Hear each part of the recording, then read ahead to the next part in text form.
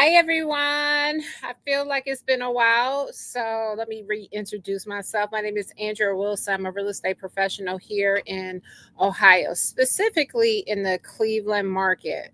And so, if this is your first time joining me, welcome.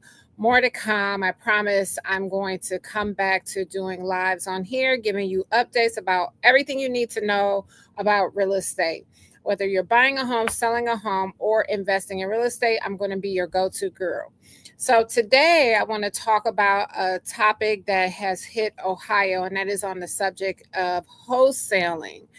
So, what is wholesaling exactly? Well, wholesaling is legal, and it is essentially for an individual. You do not have to be licensed, but it's an individual that goes out and they find a property owner that maybe sometimes they're in distress or they want to sell their home kind of off market.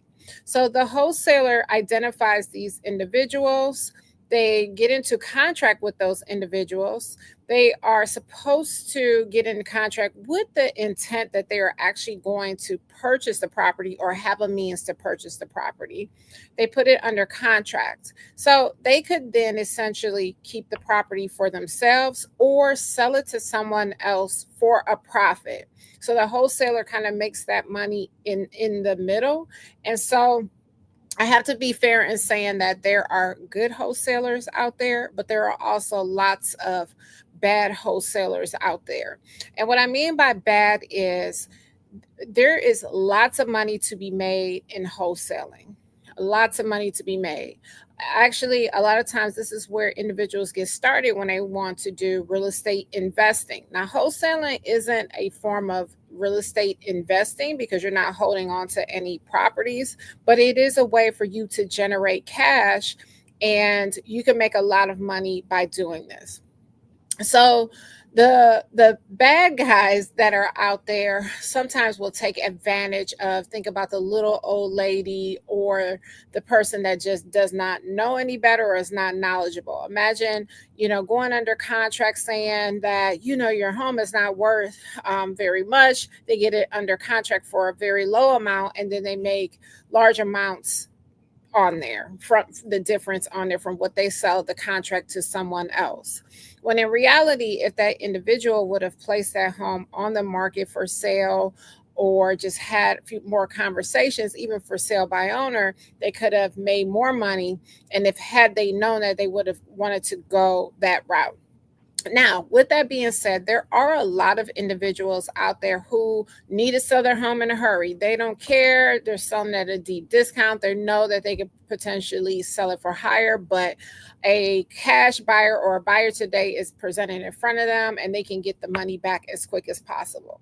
I remember a time where there was a gentleman, unfortunate situation for him, but he got into some legal trouble. He was going to jail, and so he was liquidating all of his assets, all of his belongings, and so he let his properties go well below market value just because he didn't have much time to deal with maybe like a 30-day closing period. He wanted to close it as quickly as possible and for cash. So, with that being said, there has been a lot of discussion around this through the state of Ohio. While it doesn't require a real estate license, it is governed by the Division of Real Estate.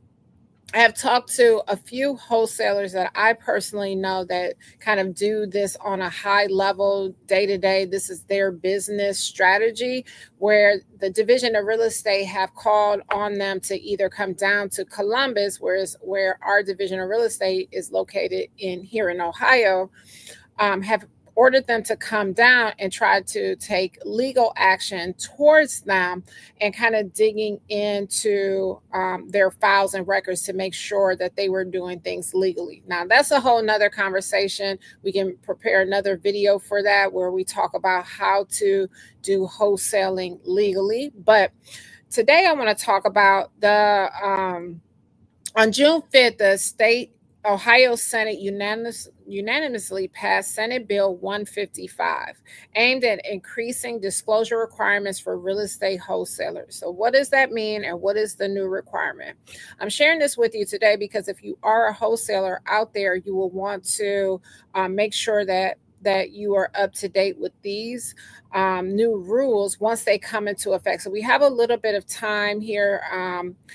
It's still going through the final pass, but you typically, if it is approved um, through the Senate, then it's probably going to be final.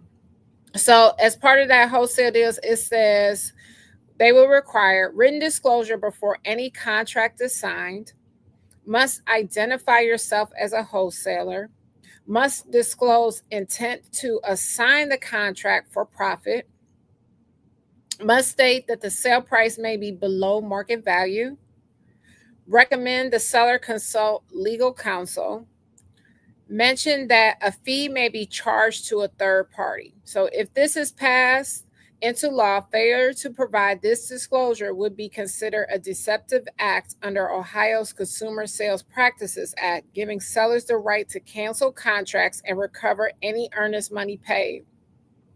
The bill now heads to the Ohio House of Representatives for consideration. So there you have it. What are your thoughts on these changes? Do you think that is going to help protect those who may have been taken advantage of in the past? Do you think that there should be less requirements for wholesaling? You know, I'm a real estate professional. I'm licensed as a real estate broker, and I'm also licensed as a mortgage loan officer. Because I'm also an investor, I work with wholesalers all the time. And so it's always kind of interesting when talking to other real estate professionals. Oftentimes they're saying that they don't agree with wholesaling, it's fraudulent, it's illegal. And it can be in certain cases. But with wholesaling, it really is just about documentation. I actually think that these new rules that are proposed are good. I think that it will help eliminate all of the fakers and posers out there that may be taking advantage of people. I don't think that I don't think that it's fair for, like that little old lady to potentially lose her home because she didn't understand what she was signing. And so we create another situation for them. So I think that it's going to be good. So once this kind of passes, I will come back on here and I will talk a little bit more about wholesaling. I will share some information with you guys on the update and what the final outcome is for these new wholesaling rules.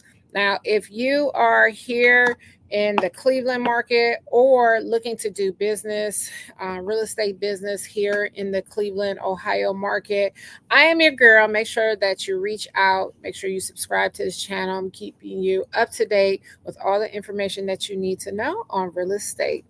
I can help buyers, sellers, and real estate investors. So stay tuned for more. Have a good day, guys.